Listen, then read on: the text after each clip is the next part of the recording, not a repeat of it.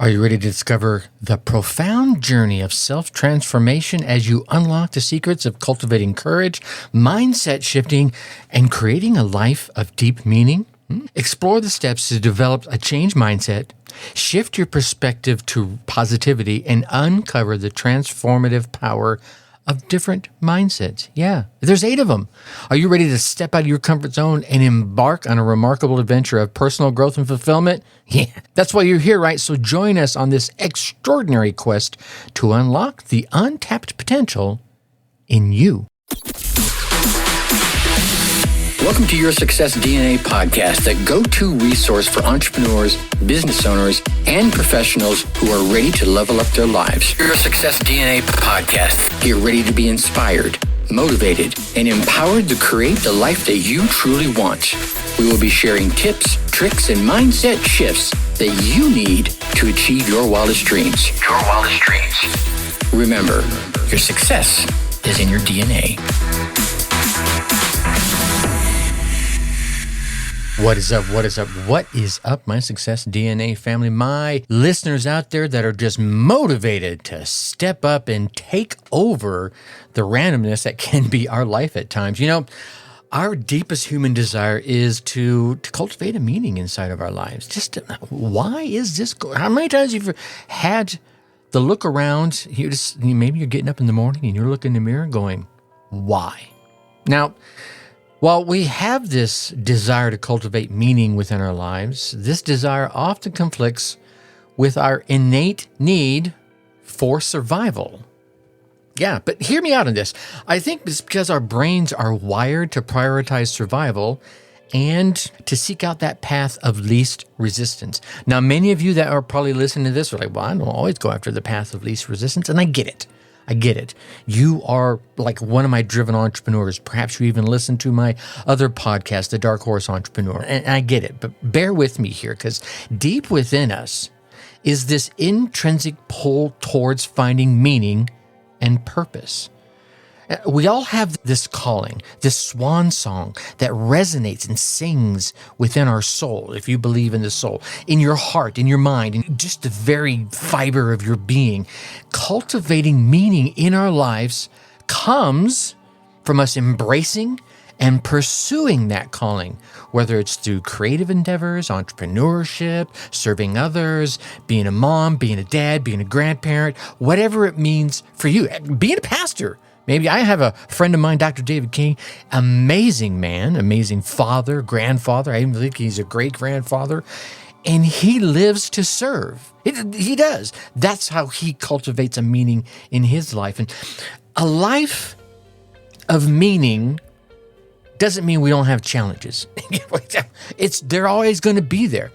I think it requires novelty, a little risk-taking, and stepping into the unknown, and always stepping just maybe a little bit, maybe a lot outside your comfort zone, because those are the things that our survival-focused brains will naturally avoid. And everyone else around you, their survival-focused brains are going to naturally avoid that too. So if you dip your toe into the uncomfortable waters on occasion, you're going to be growing past them. And while we understand intellectually that pursuing our calling is not going to inherently harm us, our brains are going to throw on the brakes, right? And often resist and perceive it as a threat to our survival.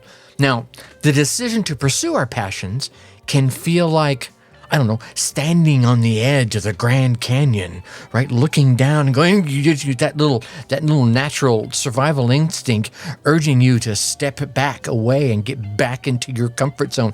Heck, if I remember correctly, I think the folks at the Grand Canyon even built this pier that extends out over the edge of one of the deep areas, and the floor is made of glass. So you're looking straight down into, I don't know how tall it is. Anyway, so imagine that feeling. I remember, if I go back to early 2000s, late 1990s, I went to New York City and I went up in the Twin Towers. And I went all the way to the top to the observation deck, which, if I remember correctly, was floor 111. It may have been 110, don't get me wrong. And here's what was really cool about it. You'd step off the elevators, and of course, there's the shops, and you can walk around and see the city from the center. But you took 2 little steps down, and they were just little, like 4-inch steps. And then there was rows of seating right there up against the glass. And here's the cool thing. When you stepped up and you went to look down, the glass was pitched out. Maybe 10 degrees, it may have been 20 degrees, but it wasn't straight up and down from floor to ceiling. It was pitched out a little bit, so you could literally lean forward and get that little jerk. I physically did it. You can't see it, obviously. And so that was that survival instinct telling me to step back away from the edge. And I jumped out of airplanes, so I shouldn't have been scared. But it's that kind of conflict between our heads and our hearts, between survival and meaning, that often results in us choosing that path of least resistance that I mentioned earlier. We follow the conventional path of societal expectations, seeking validation from external ways, people, products, services, and material possessions that are supposed to bring you happiness. Do they? Really? Think about it. Deep down, we all know that we're ignoring our calling, and it leaves this, call it this existential void, this hole in our hearts inside of us. And no external achievement will fulfill that void, period, unless it's fulfilling your calling. So, Tracy, I get it. You're ranting in my ear here for almost 6 minutes now. How do we bridge this gap? How do we leap into the abyss? How do we jump down into the Grand Canyon without killing ourselves and pursue our calling? Well, I think the answer lies in cultivating courage and getting a change mindset. Now, there are 3 fundamental practices I want to share with you here that can help you cultivate courage and embrace this life of meaning. And then we'll talk about change mindset after that. Number 1, you got to cultivate self-trust. That's all there is to it right there. Self-trust is this deep inner belief that no matter what happens, no matter what events unfold, we, you, me, the folks that you hold near and dear have the resilience and the ability to navigate your way right on through the darkness, right on through the fog, right on through the smog, the muck, the mire, whatever it might be that's dragging you back. It's not about having certainty in the outcome, but rather trusting ourselves to handle whatever's going to be thrown down in your gauntlet. And there's going to be a gauntlet, because if there wasn't a gauntlet, you would already be there right now, right? Cultivating self-trust involves making and keeping commitments to ourselves first and then to others. Because if you can't keep a commitment to yourself, there's no damn way in hell you're going to be able to keep a commitment to other folks. Becoming individuals who follow through on your word. Be a man of honor. Once upon a time, this country was founded on men of honor. I don't care what your opinions are. There are many, many men and women who put their words, their namesakes, their signatures right on the line. And when we have self-trust, even in the face of a fear like that, we know we'll be okay. And that empowers us to pursue meaningful endeavors. All right? Can you feel the passion I have on this? I certainly hope you can. Number 2, let's practice a little gratitude. Yep. You hear it all the time, and I'm going to say it again. Gratitude is this powerful practice that can shift your mindset from scarcity to abundance, from little to lots, from lots to many. By consistently practicing gratitude, you rewire your brains to focus on what you have rather than what you lack, what is in your world rather than what the Joneses have.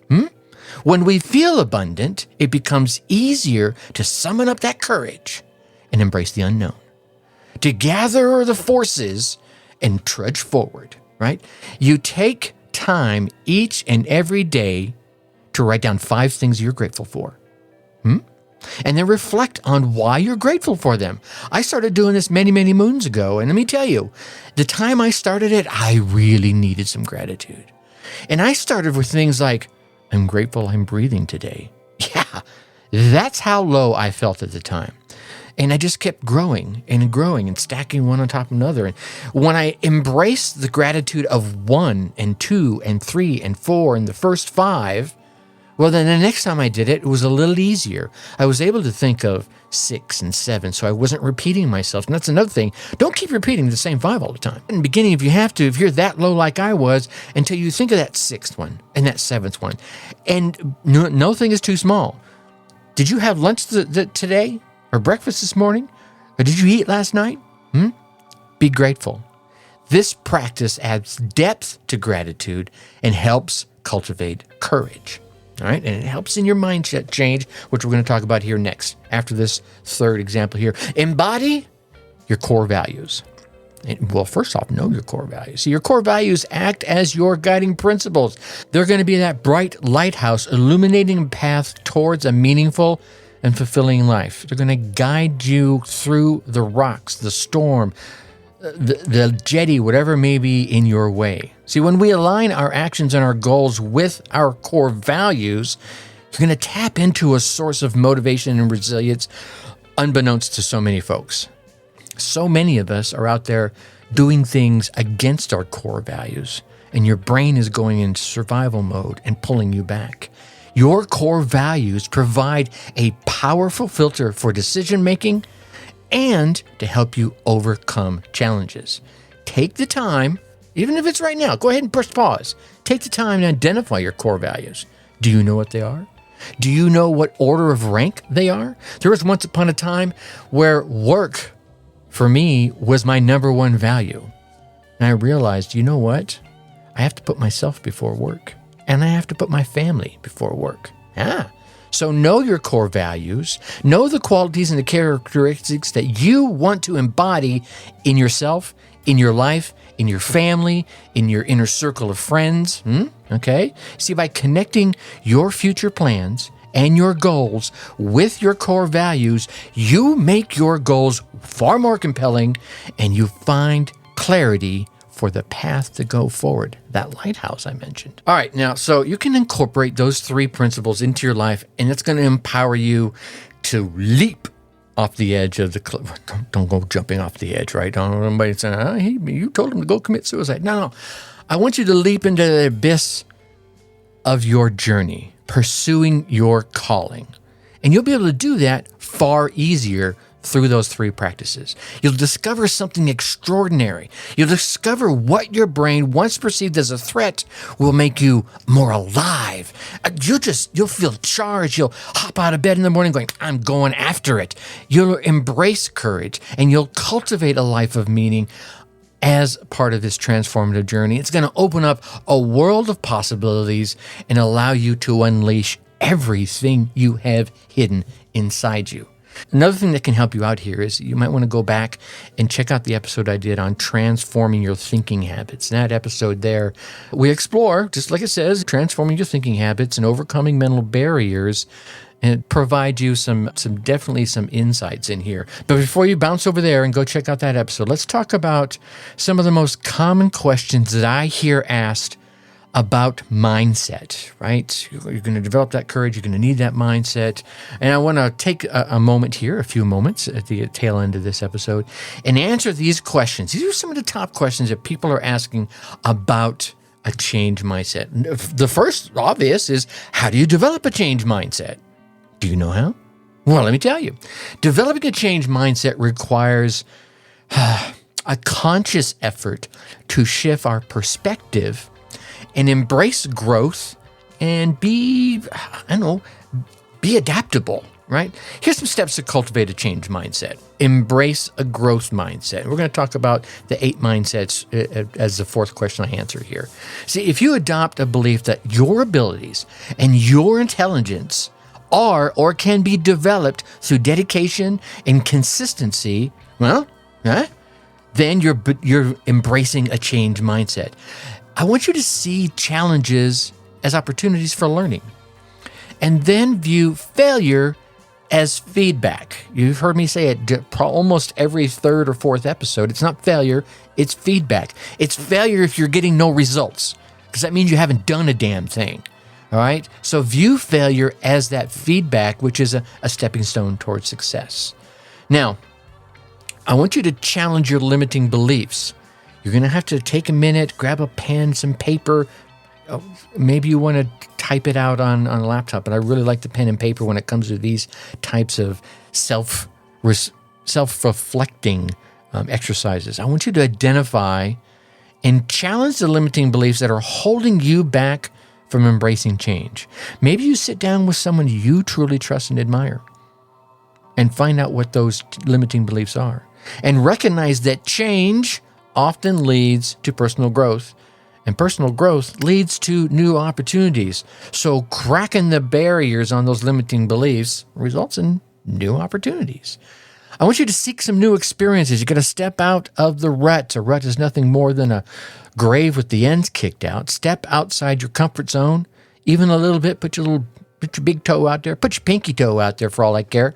And then step back into your comfort zone. That's fine. But step outside your comfort zone and actively seek new experiences. Embrace unfamiliar situations.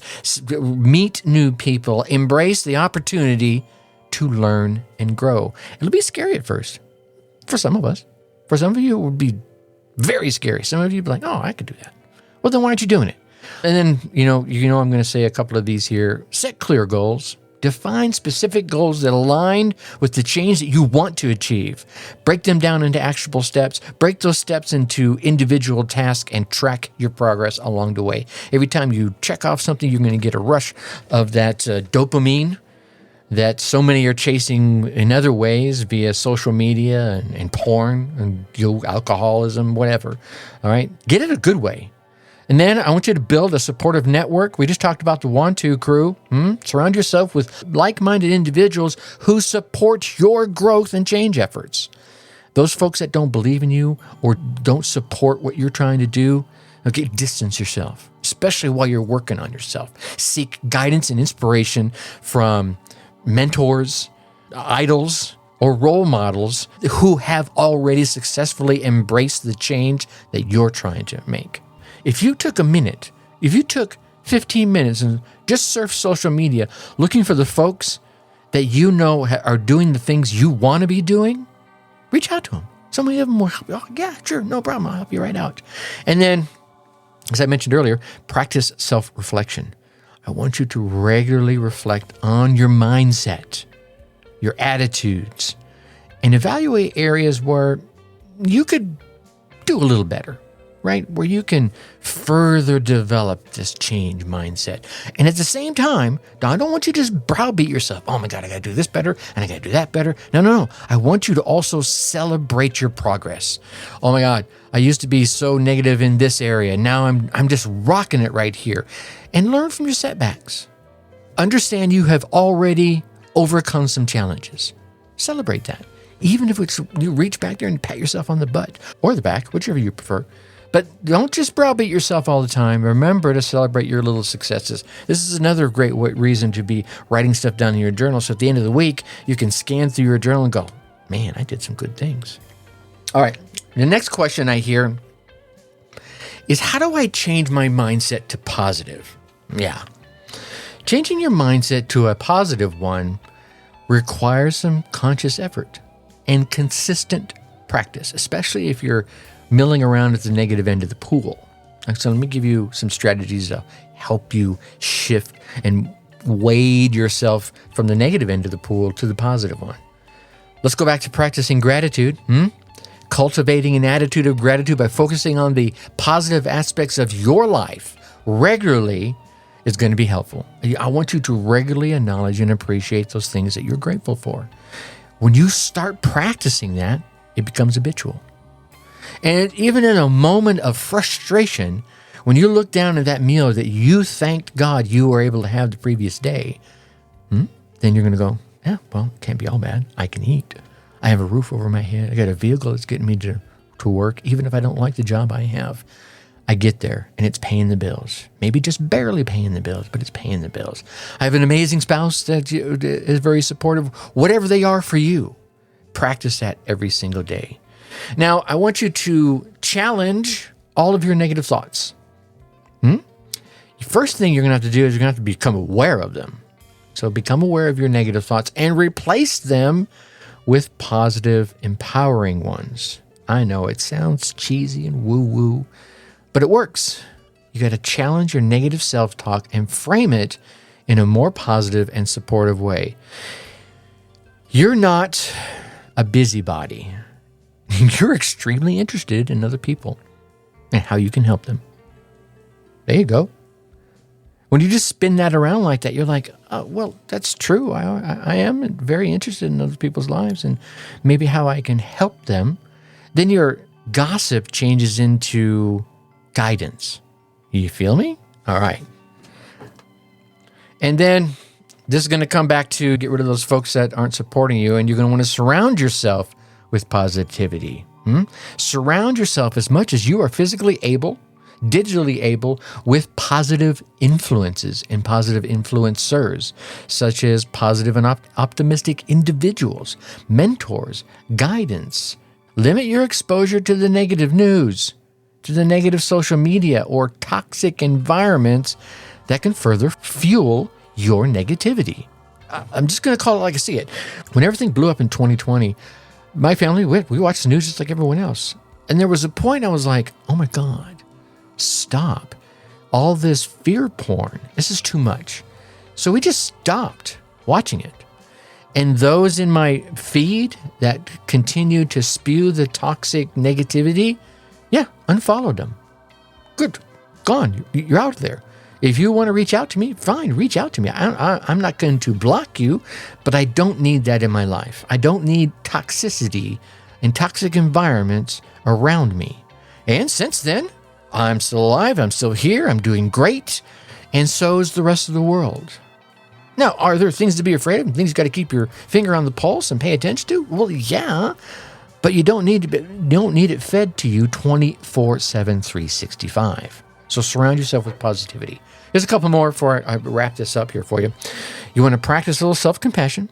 Be kind and compassionate towards you. Yeah, remember I talked about the priorities? You got to put you first. If you can't fill your cup, you can't fill anyone else's cup. Treat yourself with a damn level of self-care and understanding that you would extend to your loved ones, to your closest friend, to your best buddy, to your spouse. Embrace self-care practices, whatever that means to you, and nurture your own well-being, physically, mentally, and spiritually. Okay? And two more on this one. Let's focus on solutions, shall we? We all have problems. I get it. The world's just full of them. But instead of dwelling on the problems, let's shift our focus from how the problem happened and why the problem is a problem to how can I solve the problem? Adopt a proactive approach to the challenges and believe in your damn well good ability to overcome them. Okay? And this last one here almost will help feed on that. Visualize success. Yeah. Use visualization techniques to imagine yourself succeeding and achieving every single one of your goals, overcoming every single one of your hurdles, bringing the person that loves, desires, and needs you in their life, whatever it may be that is you want. Create vivid mental images of positive outcomes and believe again in your ability to make them become a reality. One of the things I did, I went through an ugly divorce. Ugly. Oh my God, ugly. I ain't got no alibi. It was ugly. Hey, it was ugly. And coming out of that, I was jaded. And I knew I was jaded. So I tried to put a positive spin on it, and I sat down and I wrote down what I wanted in a partner in life.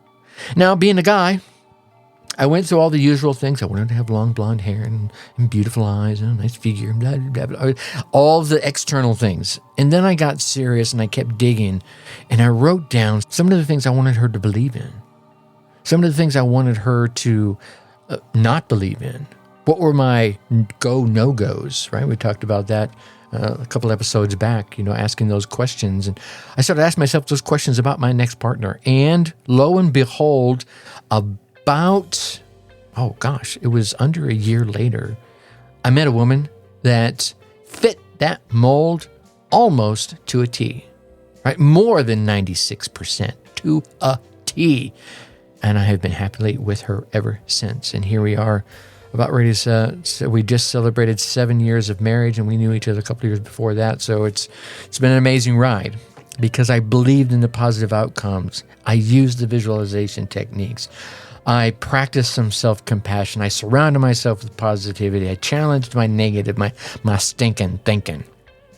All right, we got 2 questions here. We're running along again today. Anyway, the question number 3 I hear a lot is, what are the 8 mindsets? Let me give them to you short and quick. I was kind of blast through them. The 8 mindsets that you want to be paying attention to, and there may be other ones out there, but these are the 8 ones I think we really want to focus on, is the growth mindset. That's believing your abilities and intelligence can be developed through dedication and effort.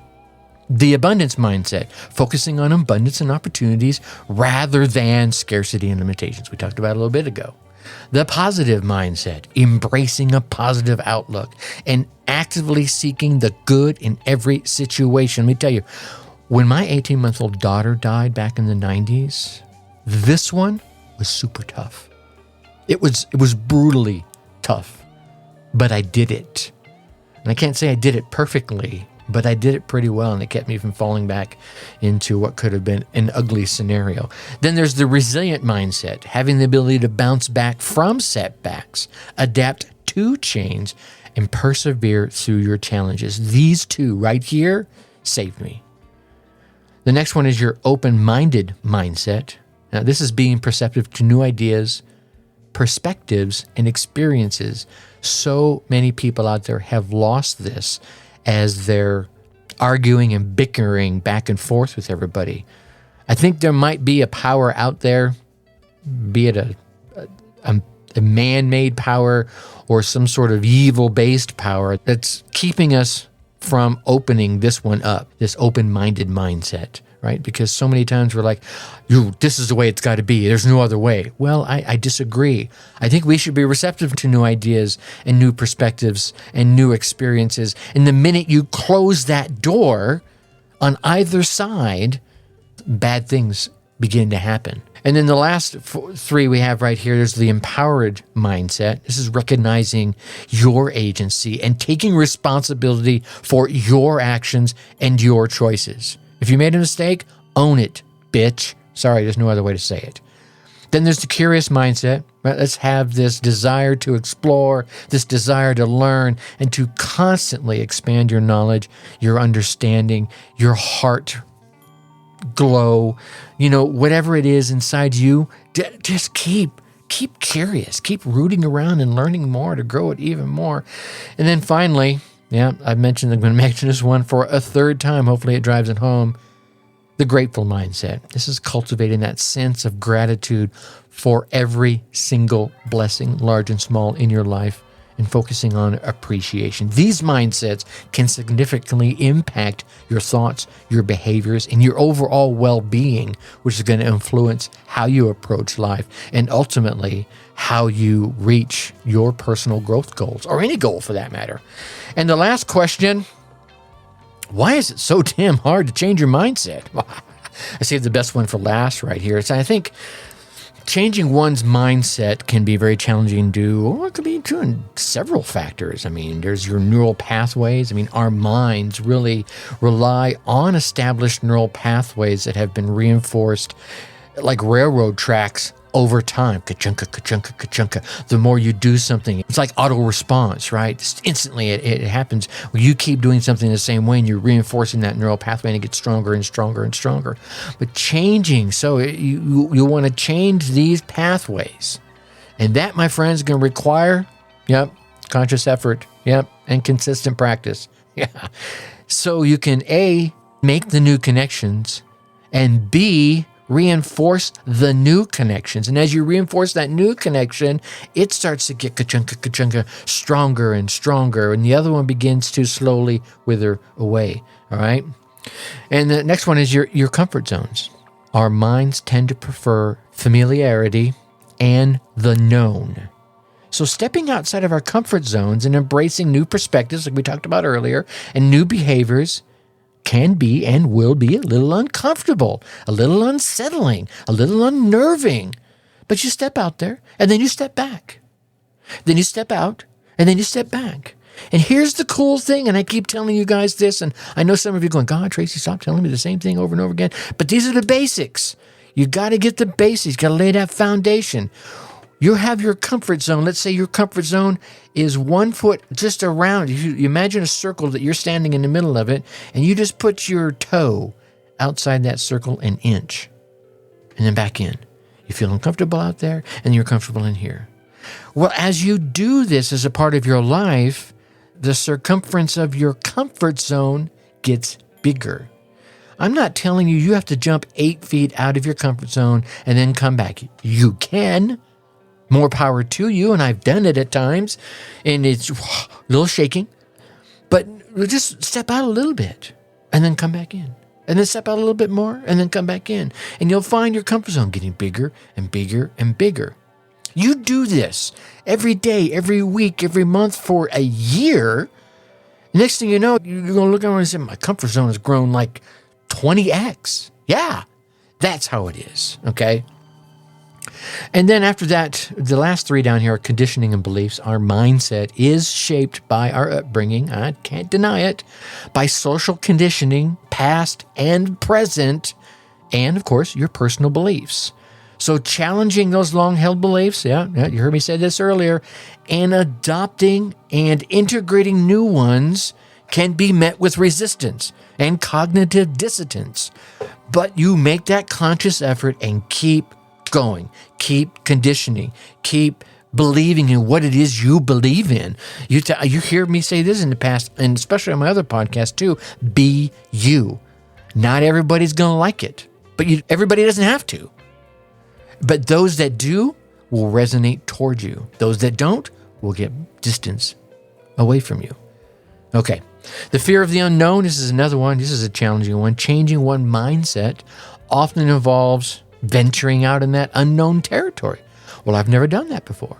Well, that's why you haven't achieved the goal. You want to be a famous speaker? You're going to have to get up on stage and open your mouth and flap your gums. The fear of uncertainty and the potential for failure can create all that resistance and hinder your progress. It's okay. I trained back in the 80s to jump out of airplanes with the military. And they put you through a very rigorous training, and it's a step-by-step training. You learn how to tumble, you learn how to jump off a platform and tumble and land correctly. Then they drop you from a tower and the chute opens. You learn how to land, and you go through all these things that teach you all the basics, all the fundamentals for your safe landing from 10,000 feet in the air. And the first thing you do when you turn and look out from 10,000 feet in the air is you freeze. Well, that's what I did. And once I jumped, once I changed my comfort zone, I conditioned my beliefs, I addressed the fear of unknown, and I had already altered my neural pathways with the months worth of training, I was still unknown. Oh my God, look how high we are. And poosh, I was out. You couldn't stop me from getting up in a plane and jumping after that. I loved it. What is it that's unknown to you that you're afraid of that you're going to love doing once you do it, once you crack through that resistance that's hindering your progress? I'm looking forward to hearing from that. And the last one here is resistance to change. Humans, my friend, as you're probably well aware, are creatures of habit. And change can disrupt the familiar routines, the common structures that we've all become accustomed to. This resistance can and will make it difficult to embrace new ways of thinking. But if you have that open mindset and be ready to change, right, embrace it. And make sure to change it for the good. Yeah, I don't want you to be out there resisting bad change. Well, maybe I do want you resisting bad change, but I don't want you resisting any good change. So you're going to have to evaluate it. And the only way you're going to be evaluated is by having the open mindset, the curious mindset, the empowered mindset, and the resilient mindset. So you see how all these things kind of fit right together?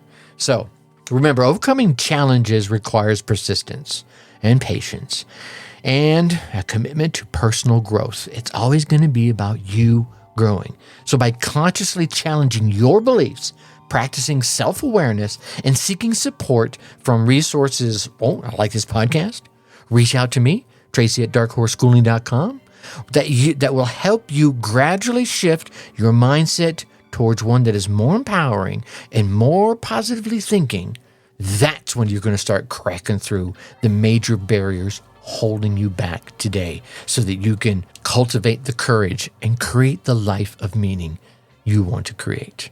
And with that, I'm going to leave you as I always do. Think successfully and take action.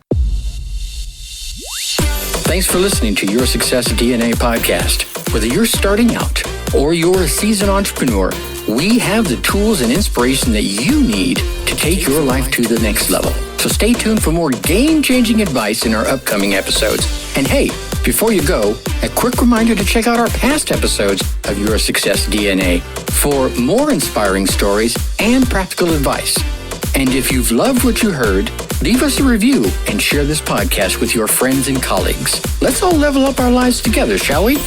Remember, your success is in your DNA.